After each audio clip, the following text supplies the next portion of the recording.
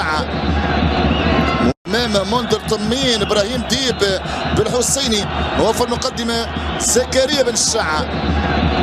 مواجهه اليوم بين خير الدين مطوي المدرب اللي قاد الصيف للفوز بالتشامبيونز ليج 2014 ومعين اللي فاز بلقب هذه البطوله مرتين مع الترجي 2018 و2019. نهضة بركان للمره الخامسه يصل لنصف نهائي الكونفدراليه، وبالتالي يتساوى وبالتالي يسجل رقم قياسي. كرة هنا لبركان 1-0 اول 10 ثواني هدف لصالح البرتقالي. البرتقالي يسجل هدف من حجرات الملابس، يسجل كرة مهولة في توقيت مبكر عن طريق اللاعب يوسف ميري. يتفاجأ الفريق الجزائري بكرة أولى في مرماه. هي البداية. ستيف تخطى موطأ اتحاد العاصمة وبركان تجاوز رغبة من جانب الشعباني في تحقيق موسم مثالي في ملعب بركان لمساندة النهضة. هذه العرضية عند كل فريق في الجزائر لقب وحيد كان من خلال على مستوى هذه المواعيد من خير الدين مطوي يقال مباراة الساعة 3-0 وضرب بمعد في الدور النهائي. كرة خطيرة ثاني، لا العارضة، الكرة من أسامة.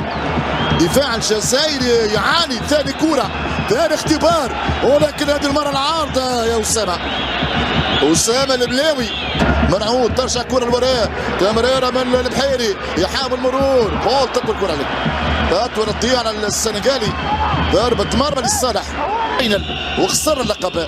كرة منطقة جزاء بركان يبعت كرة دفاع 2022 على اورلاندو بايرتس. كرة خطيرة جدا جاوزت الدفاع الجزائري، عرضية من جانب حكم. كرة في منطقة الفريق الجزائري، خطورة من بركان، فرصة خطيرة والدفاع الفريق المغربي بسهولة. في اليمين هيثم منعود، عرضية من منعود والدفاع الجزائري بصعوبة. ركنية لصالح الفريق البرتقالي. كرة عند 8 ايوب خيري يرفع كرة خيري، راسية بالشبكة ثاني، والهدف الثاني للبرتقال الرهيب. راسية في الشبكة بولو باسين السنغالي ولد التيرانجا يرتقي الكرة يتطاول لها يخالط زكريا بوحلفاية. ثاني اهداف النهضة بركانية امامنا، عاشق للصنفور مصدوم 2-0 وبداية رائعة للفريق البركاني. 2-0 النهضة بركانية، فريق يتمتع بخبرة كبيرة، يتمتع بخبرة، يمتلك التجربة، يمتلك حسب الفريق اللي تألق في الدور الأول اتحاد العاصمة اللي 14 نقطة، ولكن امام الصنفور توقف اكتفى بال1-0. هنا كرة خطيرة، فرصة للثالث والدفاع يتصدى في آخر لحظة. مشاكل بالجملة في دفاعات البرتقالي القوي. كرة منطقة جزاء تبعد من دفاعات الصنفور الكونغولي. كرة منطقة جزاء وسنتينا تنفيذ. كرة تلعب منطقة جزاء بركان لمحمدي، خروج بداية من خلاله الصنفور. هذه عرضية سهلة عند المحمدي تتجاوز هذه البطولة. كرة توصل طويلة، متابعة من عسال جزائرية الآن. كرة قسنطينة ينطلق الصنفور والدفاع. هيثم منعود الكرة الأخيرة بعيدة. بركان بينية باتجاه الملاوي يمر الملاوي، محاولة مستمرة وبعاد الكرة في اللحظة الأخيرة. تلك المحاولة الآن لصالح اللاعب باعوش والكرة تبعد في آخر لحظة. شوف الإعادة أمام البينية والدفاع الملاوي أمام الملاوي رقم 9 ملاوي سعد ديب يلعب كرة ديب منطقة بركان. كرة تضيع على منعود من المدرب التونسي معين الشكور ابراهيم ديب في منطقة بركان. ترجع من الدفاع المغربي، ترسل طويلة وصفارة الشلماني تعلن انتهاء دقائق وزمن الشوط الاول في هذا الحيوان المغربي بركان المغربي. وصل معروف عليه بقوة على ميدانه.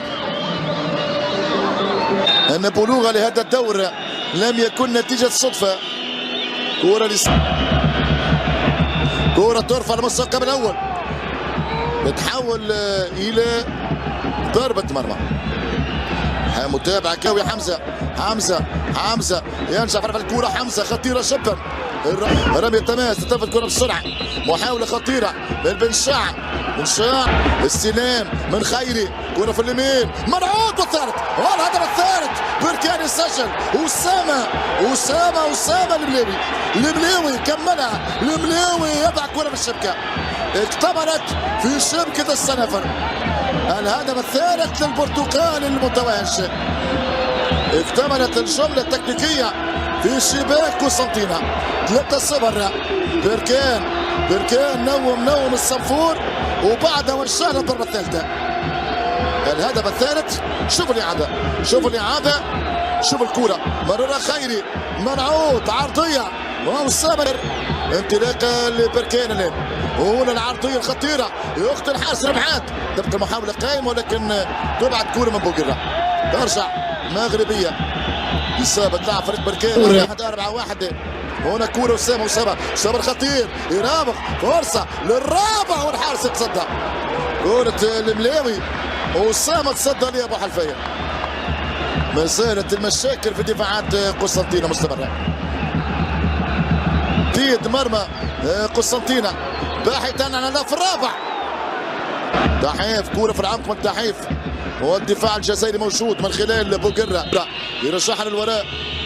محاولة جزائرية كرة بعيدة على بن شاع. الملاوي أسامة الملاوي سدد كرة صد لها ببراعة خير الدين مطوي وهذه كرة بعيدة لمرمى الحارس سالم حمدي. ضربة مرمى لصالح بركان.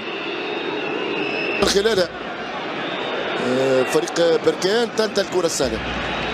هنا كرة لبركان الملولي مرر فرصة للفريق المغربي.